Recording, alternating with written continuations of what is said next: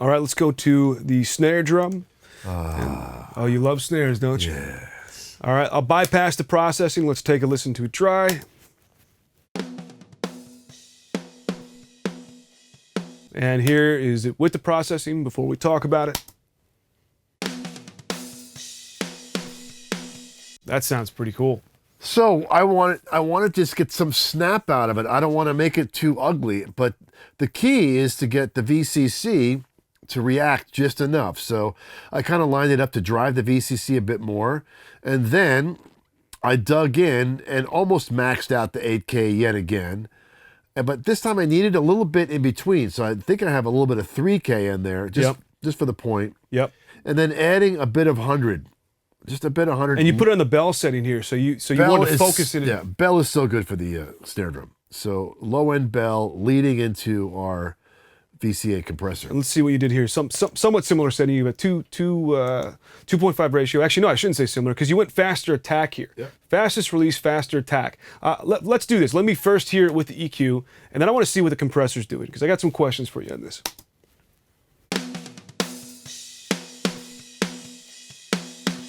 All right, so that's really punchy. Now let's hear it with the compressor.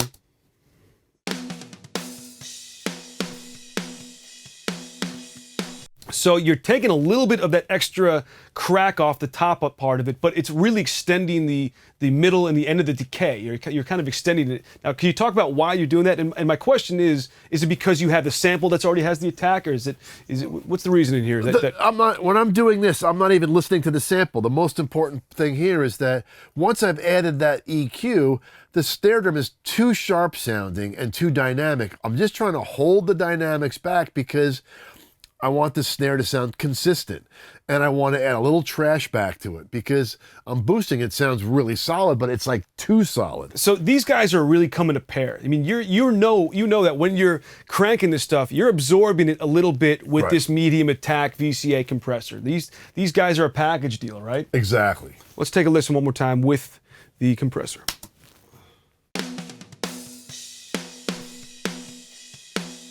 I mean, yeah, you're right. This is certainly still a really punchy snare because you've got so much of the top boosted. It's so much point that you're right. If you didn't have this is almost over the top now. I